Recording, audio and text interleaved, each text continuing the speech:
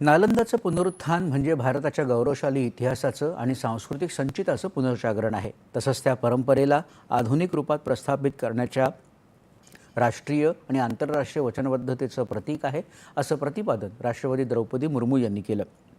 त्या आज बिहारमध्ये राजगीर इथं नालंदा विद्यापीठाच्या दुसऱ्या दीक्षांत समारंभाला संबोधित करत होत्या.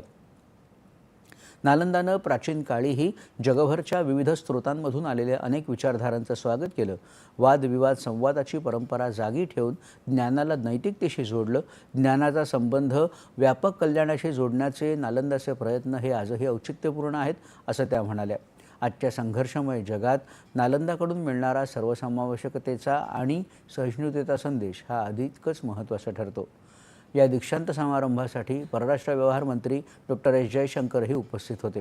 यावेळी देशविदेशातल्या 617 विद्यार्थ्यांना पदवी आणि त्यापैकी उत्कृष्ट विद्यार्थ्यांना सुवर्णपदकं प्रदान करण्यात आली.